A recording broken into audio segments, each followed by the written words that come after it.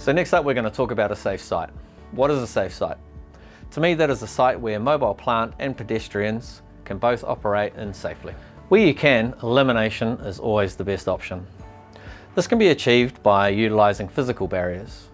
The kind of physical barriers that you use will be determined on the setting in which you operate at.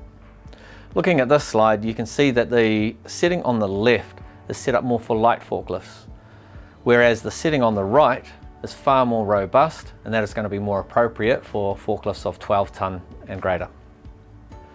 Zone-based barriers are an option. That is where you have areas that are specific or limited to operation for forklifts only, and then you have separate zones for pedestrians only.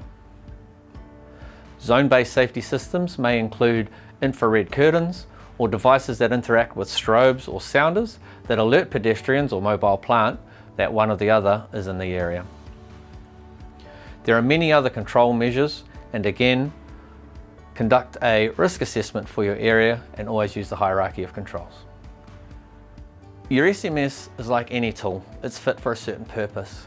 There's still nothing better than getting out onto the site and talking with your operators and talking with your pedestrians. They've been on the site for sometimes years, longer than you. They know the site, they know the areas where they've got to take extra caution, and they know the other areas in which they're safe. This information is on your site, and all it needs is for you to go out there and find it. Take the time to walk your site and observe its function. We all live very busy lives.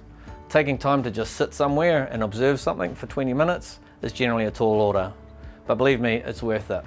I've certainly had times where I've gone out and observed an area which I think is not as good as it could be, and just by sitting there and observing its function, it definitely enabled me to prioritise where it sat in my site.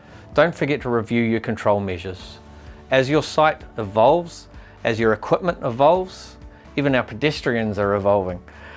As these things change, you need to make sure that your control measures are adequate for your setting. So remember, a safe site is one that has the design and processes in place to eliminate as many risks as possible.